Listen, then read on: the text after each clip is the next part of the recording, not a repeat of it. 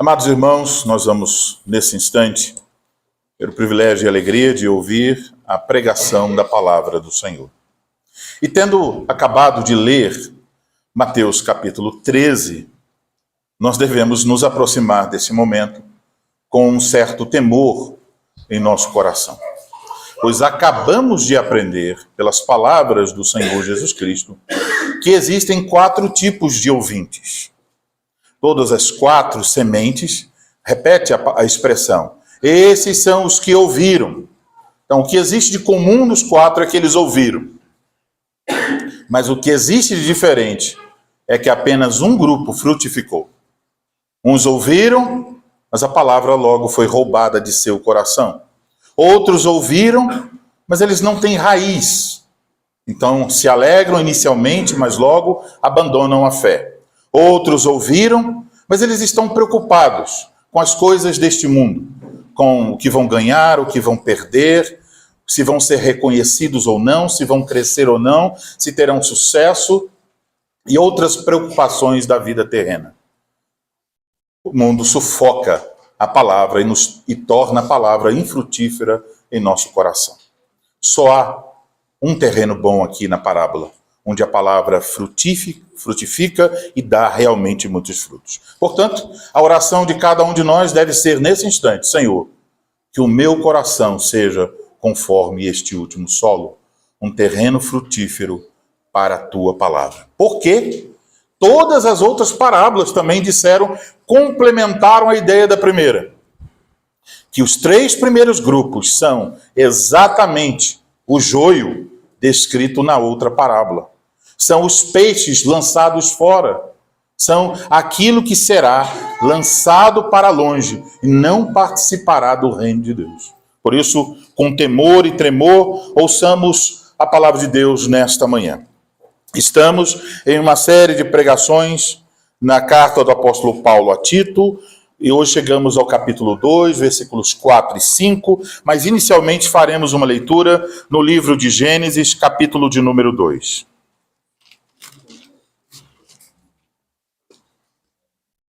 Leremos os versículos 19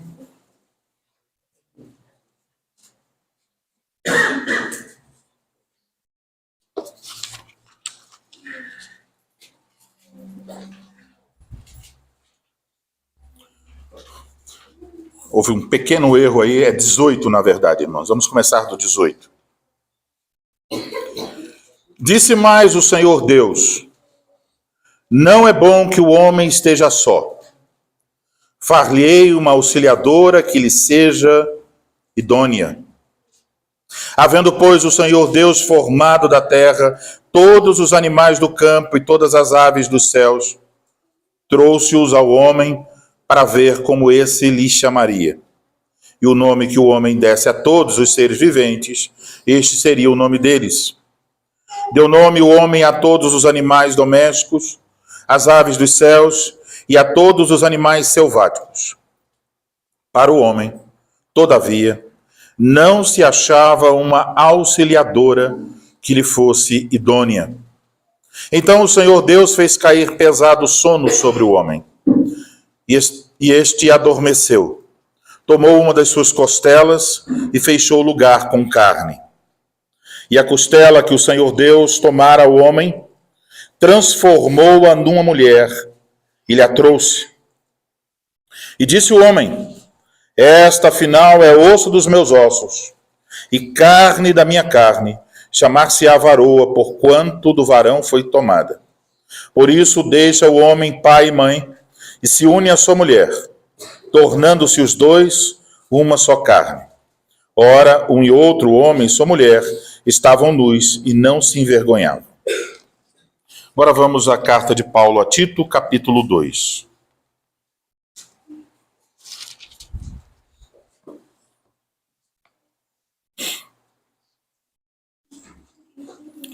Nós vamos ler versículo 1 ao 15. E devemos, na nossa leitura, observar os versículos de 1 a 10 apresentam os frutos. E os versículos 11 a 15 apresentam a fonte desses frutos.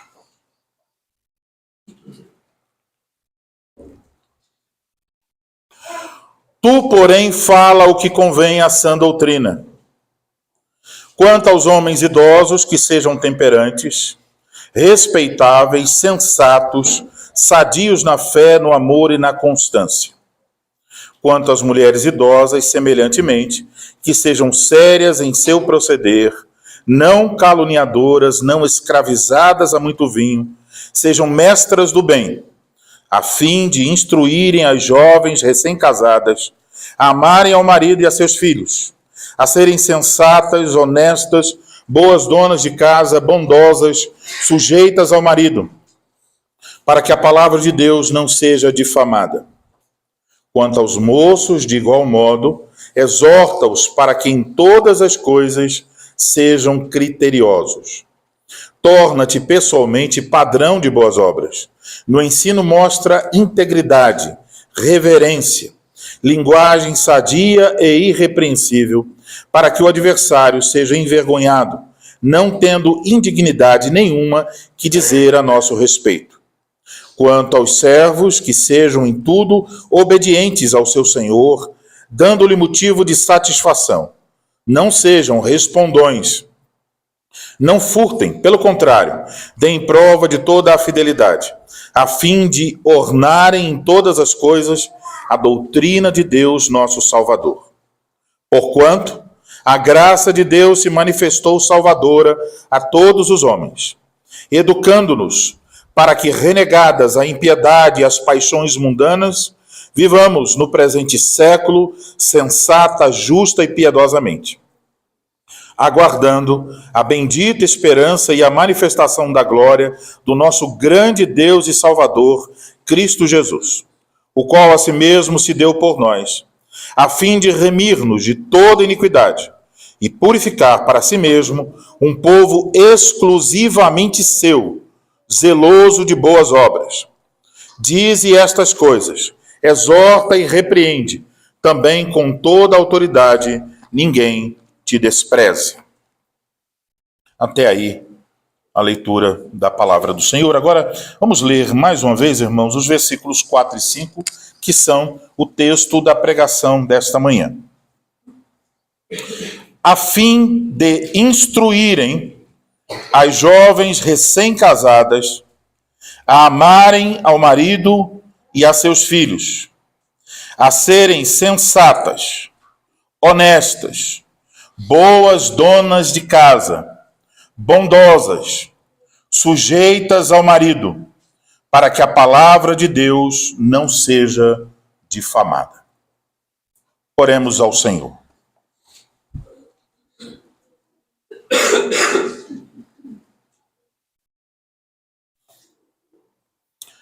Ó Senhor Deus, nosso Pai, nós vamos ouvir agora, Senhor, a exposição da Tua palavra.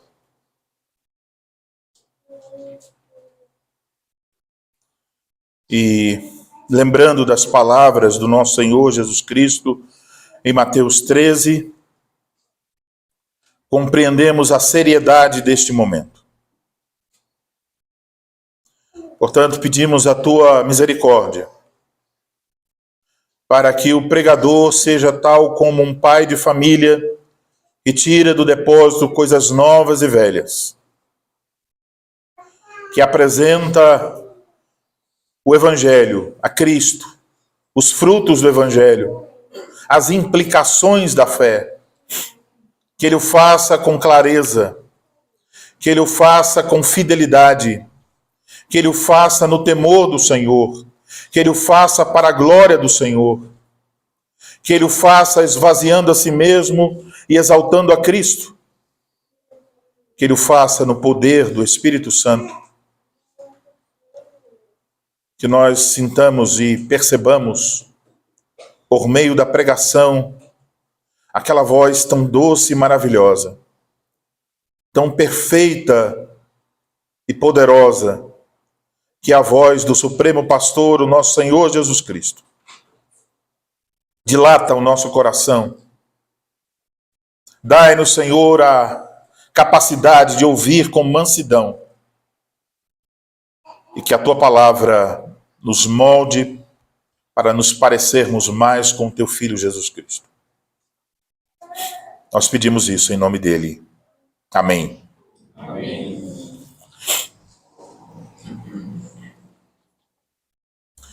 Amados irmãos, em nosso Senhor Jesus Cristo, sabemos que aqui nesta parte da carta, no capítulo 2 da Epístola de Paulo a Tiago, o apóstolo está instruindo Tito sobre o que Tito deveria ensinar aos membros da igreja em Creta. E nesta instrução, podemos perceber uma relação que está por toda a carta. Essa relação foi mencionada há 2 sermões atrás. A relação entre a doutrina que produz saúde, a sã doutrina, e aquilo que lhe convém, aquilo que é adequado a esta doutrina. Isso também já foi dito nas primeiras linhas da carta, quando o apóstolo Paulo fez uma relação falando sobre o pleno conhecimento da verdade segundo a piedade. Há um casamento. A verdade está casada com a piedade. O que já temos aprendido neste capítulo é que onde a graça de Deus estiver operando, se seguirão a esta operação da salvação os frutos condizentes com esta salvação.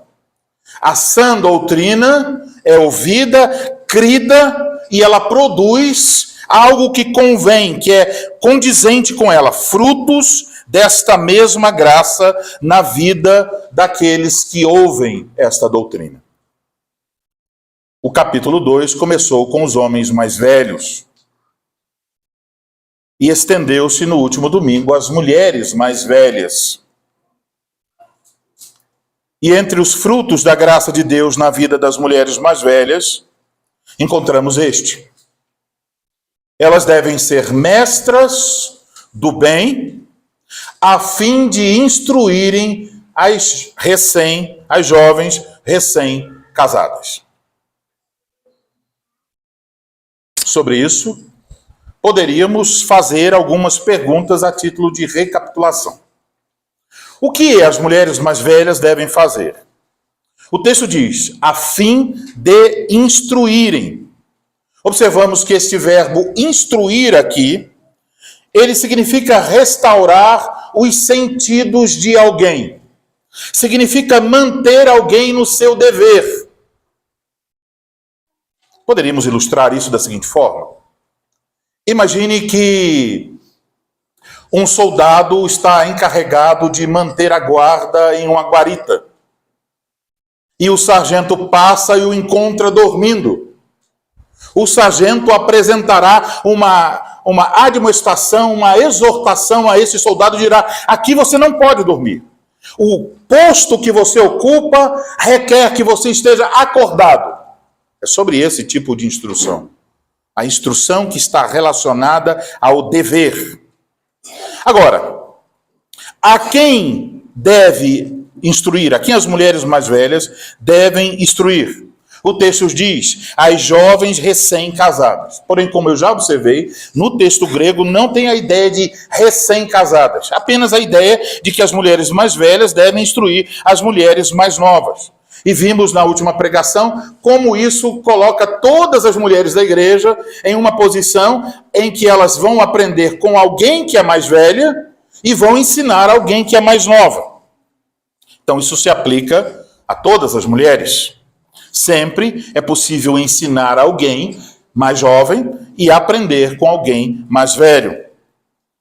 Então, mas aqui a ênfase então está nas mais jovens e não no fato de serem casadas. Parece que as nossas traduções optaram por fazer essa menção às jovens recém-casadas, porque o texto diz amarem seus maridos. Então, fica claro que está focando aí na ideia de mulheres casadas.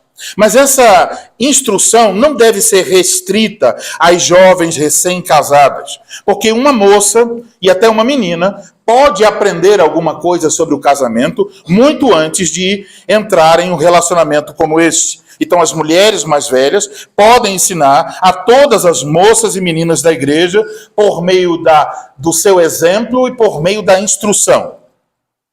Agora, o que devem ensinar? Qual é o conteúdo deste ensino?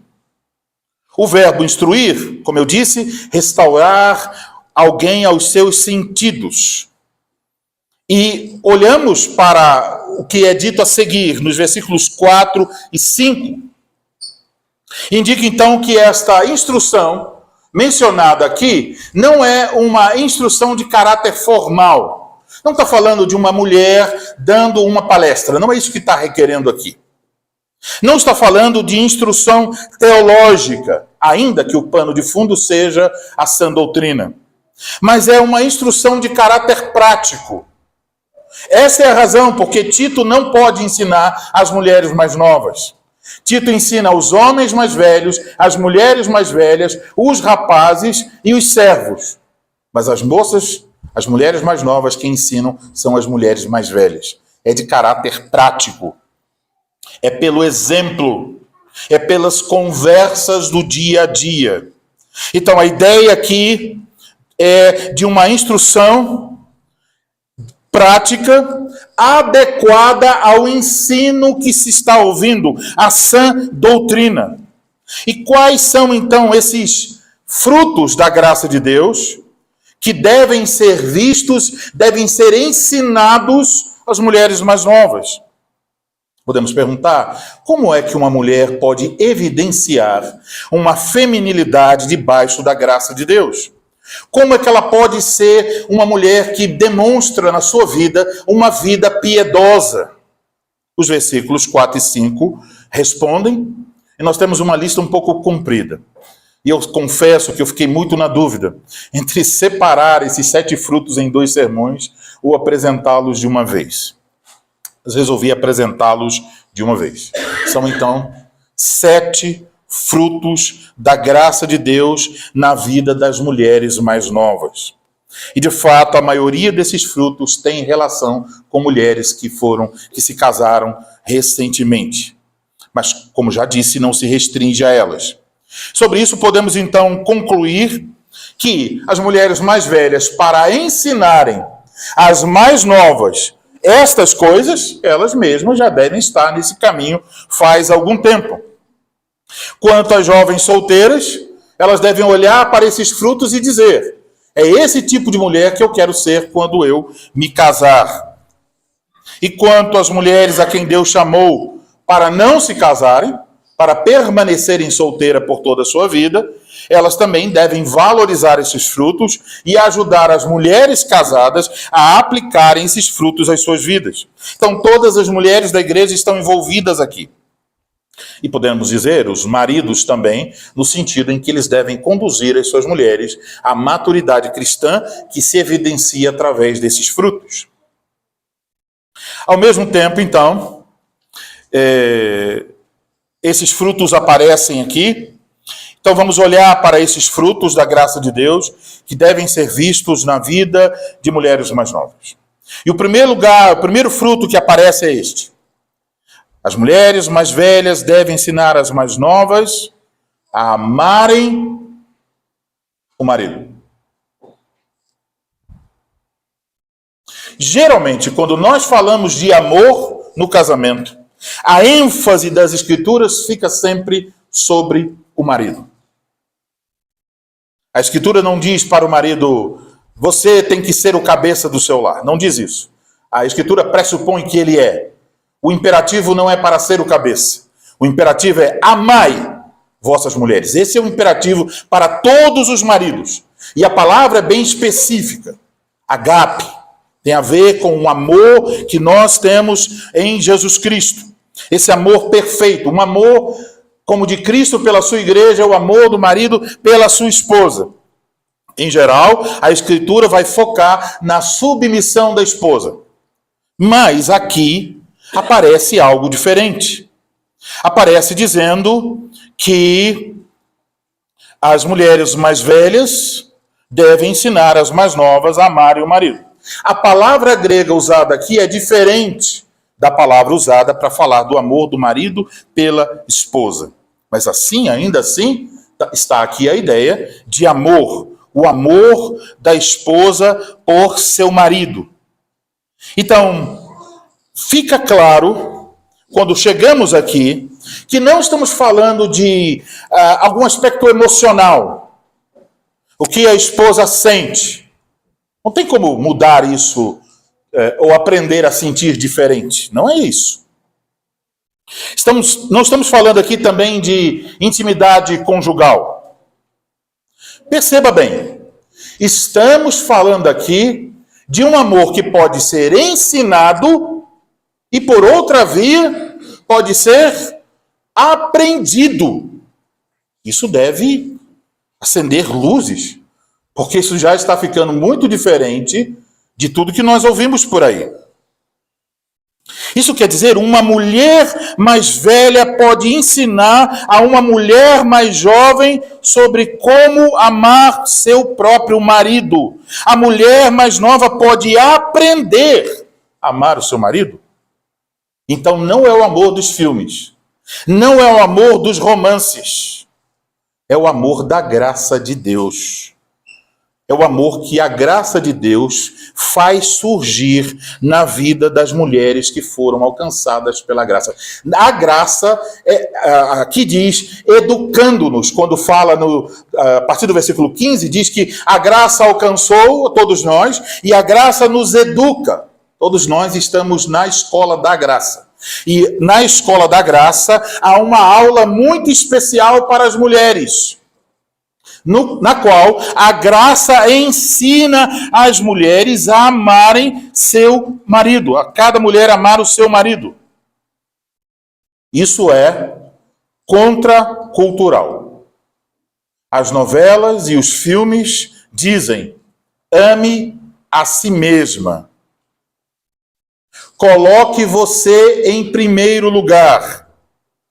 E uma certa vez, passando em programação, eu vi alguém, faz muito tempo, alguém fazendo um comentário sobre uma personagem de uma novela.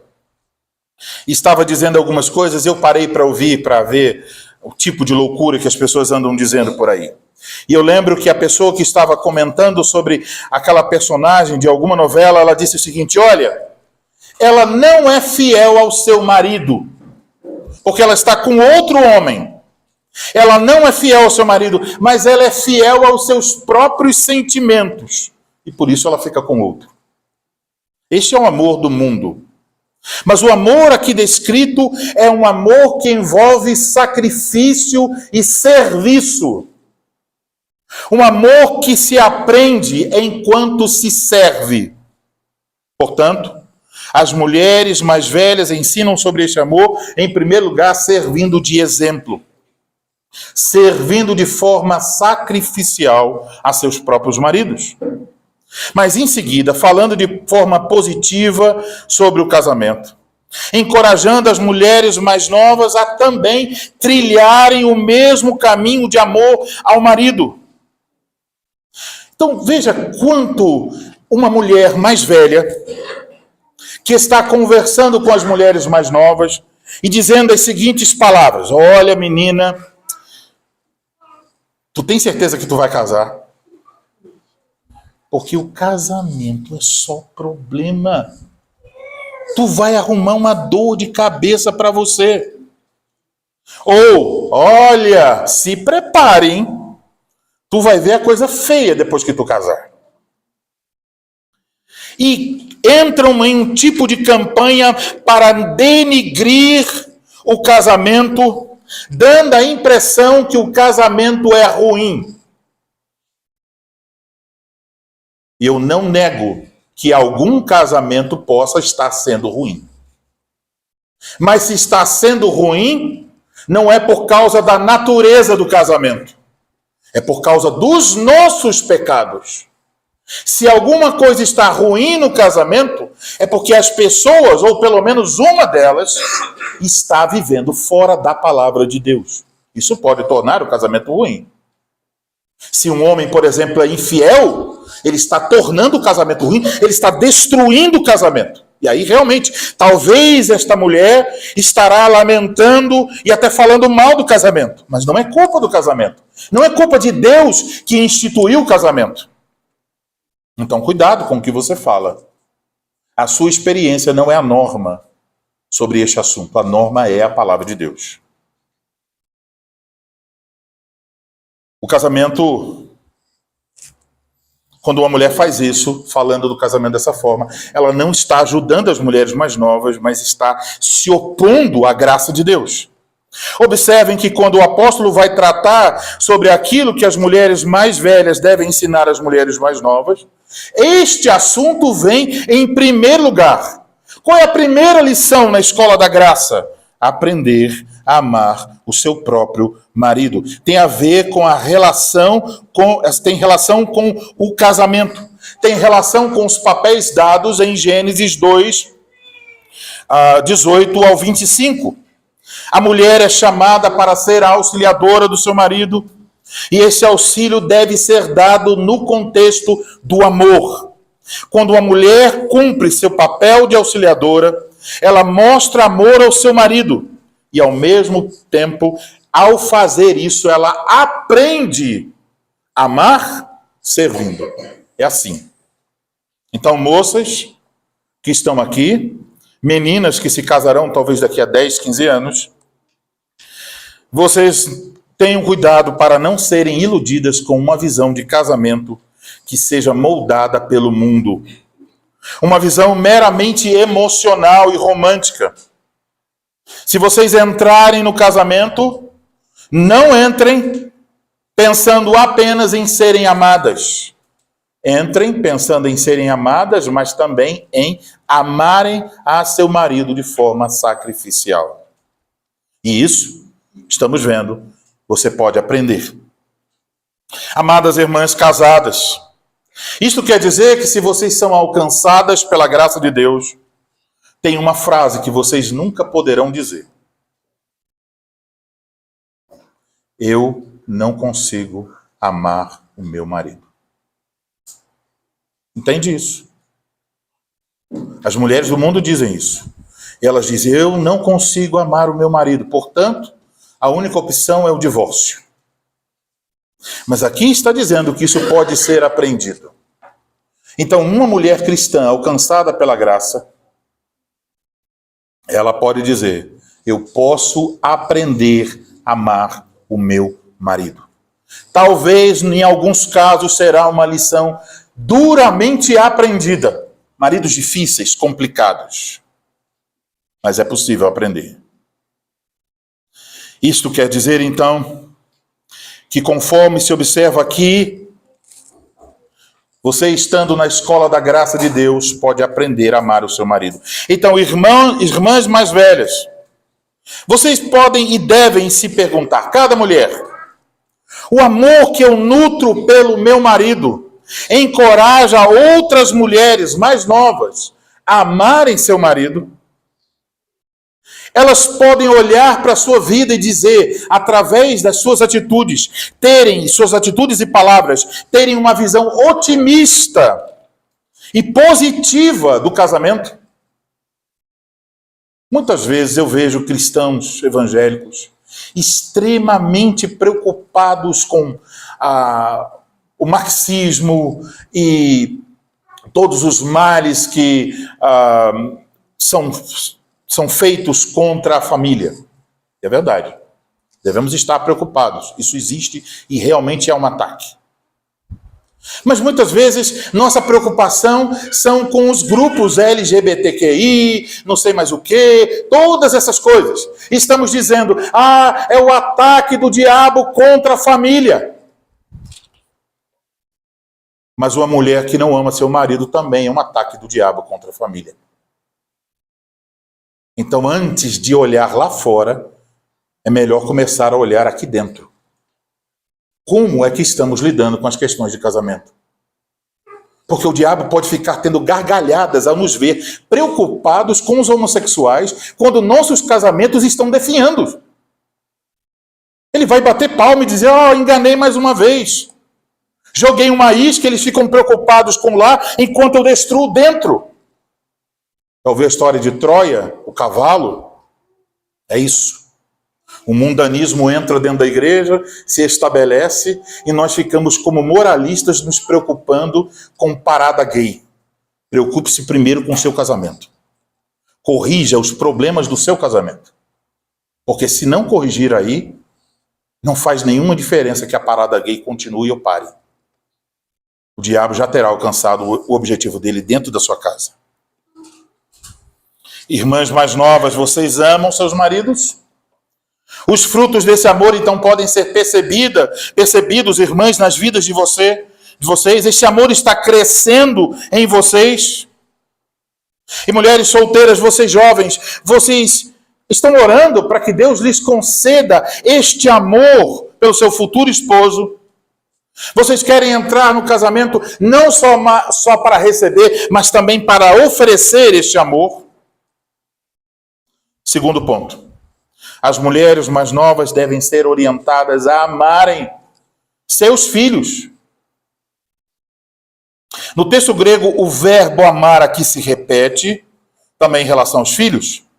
E mais uma vez os nossos olhos se voltam para a vocação que Deus concedeu a uma grande parte das mulheres. A vocação de mãe. Agora, novamente temos um termo que só aparece aqui em todo o Novo Testamento. E, olhando para essa recomendação, amar os seus filhos parece uma recomendação desnecessária. Porque esperamos exatamente isso, que as mães amem seus próprios filhos. Mas percebam, não foi desnecessária no tempo de Tito. E não creio ser desnecessária agora, porque há coisas que nos iludem. Muitas mulheres são encorajadas a concentrar a sua atenção em muitas coisas e esquecem de seus filhos. O mundo diz: filhos são um estorvo ao desenvolvimento pessoal. Filhos atrapalham seus planos. Filhos tornam seu corpo mais feio. Filhos são uma preocupação e um gasto. E por isso, é muito comum que no mundo as mulheres abortem, se livrando do problema. Mas também podemos fugir do aborto e cair em outra coisa, em que estamos tão preocupados com as nossas condições financeiras, que entregamos a terceiros o cuidado dos nossos filhos. O mundo despreza a vocação materna. E eu quero dizer uma coisa para vocês, minhas queridas irmãs, e o farei agora em nome de Cristo. Eu fosse um cristão, um pentecostal, esta é a hora que eu ia dar o meu pulo. Porque digo com muita firmeza no Espírito Santo: não tenham vergonha de dizer que vocês só são mães. Se você é mãe e alguém diz assim: você é mãe, você não faz mais nada, você pode respirar bem fundo e dizer: sim, este é o maior de todos os privilégios que Deus me deu. E se você trabalhar fora? Coloque isso em primeiro lugar, diga: sim, eu faço esse serviço aqui. Mas a coisa mais importante para mim é esse aqui. São os meus filhos. E a hora que esse aqui atrapalhar esse aqui, eu abrirei mão do meu trabalho e ficarei com meus filhos. Se você tem coragem para isso, faça isso. Não estou aqui dizendo que mulheres não podem trabalhar. Mas estou aqui dizendo que nenhuma mulher deve priorizar qualquer outra coisa acima do seu casamento e dos seus filhos. O mundo faz parecer que é uma vergonha ser uma mulher com filhos. O mundo, quando olha muitos filhos, debocha e diz: vocês não têm internet em casa, vocês não têm televisão em casa, esse monte de filhos. mas o que Cristo diz às mulheres que fazem parte do seu reino. Cristo diz com sua voz serena e doce: ame seus filhos. E novamente um amor que pode ser ensinado, um amor que pode ser aprendido. As mulheres mais velhas podem ensinar isso pelo seu exemplo. Primeiro, demonstrando uma atitude positiva em relação à maternidade. Mostrando que a maternidade não é um peso. A maternidade não é algo desagradável. Irmãs, a maternidade é uma bênção. Não existe algo tão maravilhoso como isso. E vou lhes dizer o que disse a algumas irmãs do decorrer desta semana. Você pode pensar, querida mãe, no dia final, quando Jesus Cristo voltar, todos os ímpios forem afastados eternamente da presença de Deus, e estiverem lá o povo de Deus. As pessoas costumam me perguntar: pastor, o senhor acha que nós vamos nos reconhecer? Não há nada na Bíblia que diga isso com todas as letras possíveis, mas é lógico. Porque senão, se a nossa memória será apagada, como que nós ficaremos alegres? Não há alegria se não soubermos pelo que passamos, o que Cristo fez por nós. Para glorificar a Cristo na eternidade, você tem que saber o quão pecador e miserável você foi. Então, eu fico imaginando esse dia, em que uma criança chegará para sua mãe e dirá: mamãe! Ou dirá o seu nome. E dirá: olha, lá na terra, no mundo antes de tudo, eu fui seu filho. Eu queria te agradecer. Eu queria te agradecer pelas orações que a senhora fez por mim. Eu queria te agradecer por aquelas lições, quando o papai não estava em casa e a senhora com muita dificuldade disse: filhinhos, venham cá, vamos ler a palavra de Deus. Eu queria te agradecer, mãe, porque a senhora chorou por mim. Porque quando eu estava querendo sair dos caminhos do Senhor, a senhora com lágrimas me chamou de volta. Eu queria te agradecer por cada lição aprendida no seu colo. A senhora efetivamente me conduziu a Cristo.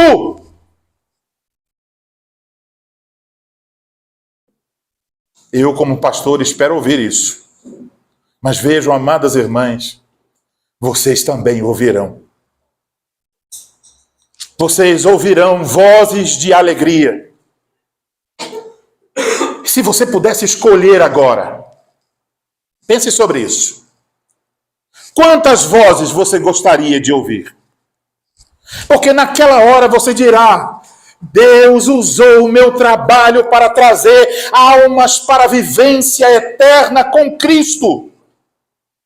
Se vocês me perguntassem agora: pastor, o senhor quer ser pastor de 10, de 15, de 20 ou de 30? Eu diria: eu quero ser pastor de 1000.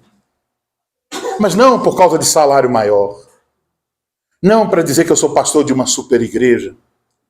Mas porque no dia final, pessoas poderiam vir a mim e dizer: oh, Elianai, apesar de toda a sua fraqueza e limitações, Cristo usou você tão fraquinho, tão pequeno, para me ensinar o Evangelho. Oh, Elianai, glória, glória, glória a Cristo! Então pense se você quer ter 1, 2, 3, 4, 5 filhos. Quantos filhos você quer na glória eterna, glorificando a Cristo pela sua vida? Aí você pode olhar para o Salmo 127 e 128 e descobrir porque os filhos são a herança do Senhor. Então o mundo está mentindo. O diabo está propagando suas mentiras contra a maternidade. Mas a graça de Deus emerge em meio à escuridão para dizer: a maternidade é uma bênção. Então, minhas amadas e queridas irmãs, vocês são chamadas a exercer a maternidade em Cristo Jesus, a conduzirem seus filhos a Cristo Jesus, a que eles amem a Cristo, a que eles confiem em Cristo. Vocês são as primeiras pastoras de seus filhos. devem ensiná-los nos caminhos do Senhor, a amarem o Senhor. Isto é ensino para esta vida e para a vida futura. Isto é ensino para a vida e para a morte, para a eternidade. Então, minhas queridas irmãs, cuidado quando o diabo está tentando você para entregar os seus filhos a terceiros, para abrir mão desta vocação como se ela fosse uma coisa pequena. As amigas de faculdade, os colegas de trabalho, os vizinhos, os parentes dirão: menina, você tem tantos dons, você não deveria estar aí perdendo seu tempo com filhos, deveria usá-los para a sociedade, e você pode ter sua liberdade, seus recursos, não depender do seu marido. Mentiras do inferno. A mesma serpente ardilosa, sagaz, mentindo nova e novamente. Então, queridas irmãs, se Deus lhes concede esta bênção da maternidade, não a rejeitem, mas abracem com toda a força que vocês puderem. Sim, vocês podem estudar. Quando necessário, vocês podem trabalhar, mas nunca devem desprezar o chamado principal de suas vidas, a maternidade. As mulheres que ainda não têm esse chamado, elas devem honrar esse chamado e valorizar esse chamado. Elas devem servir e ajudar aquelas mulheres que já receberam o chamado. Então, amadas irmãs, vocês têm filhos? Eu pergunto, vocês podem dizer que este fruto da graça pode ser visto em suas vidas? Vocês realmente amam seus filhos de forma prática? Vocês estão crescendo nesse amor? Moças, vocês estão dispostas a deixar muitos anos de preparação em uma faculdade para descer a escadinha rumo ao ofício de mãe? A exercer a esta vocação que Cristo exalta? E aqui vai um adendo a tudo isso. Mães e pais, muitas vezes nós estamos preocupados com a faculdade que as nossas meninas farão. Isso é justo. Elas devem receber instrução. Mas cuidado que você ensina muito sobre essas coisas e não ensina nada sobre o lar, nada sobre família. E assim, muitas vezes temos moças que são ótimas profissionais e péssimas esposas e péssimas mães. Não devemos virar as coisas de cabeça para baixo. Vocês podem ter filhos e vê-los como bênção. E devem exercer essa maternidade como bênção diante do Senhor. Em terceiro lugar, irmãs, vocês devem ser sensatas. O termo usado pelo apóstolo e traduzido por sensatas refere-se a alguém de mente sã, de mente equilibrada. Essa palavra está na lista de qualificações requeridas dos presbíteros. E também é mencionada em Tito 2:2, requerendo dos homens mais velhos. Eles devem ser também sensatos. Sensatas quer dizer que as mulheres mais jovens devem ter como fruto da graça de Deus em sua vida a capacidade de frear os seus desejos e impulsos. Devem ser autocontroladas, moderadas. Isso é a sensatez. Esse autocontrole deve ser evidenciado de diversas formas na vida de uma mulher. Envolve questões de lidar com as compras, com os sonhos de consumo, com o uso do tempo, com o uso da liberdade cristã e outras coisas. O que Paulo está dizendo é que a mulher cristã deve ser sóbria, controlada, moderada no uso das coisas.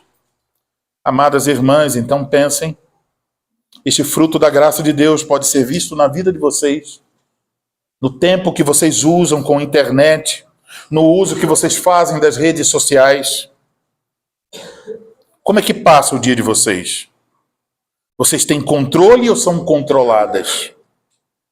Vocês têm sabedoria para viver ou estão seguindo o caminho da insensatez? A graça de Deus está ensinando vocês a viverem de forma moderada, a usarem e a comprarem com a devida moderação que cabe a mulheres salvas em Cristo. Amados irmãos, vocês, maridos, devem seguir no caminho dessas 3 coisas. Eu não vou pregar as outras 4 agora. Não vai dar tempo.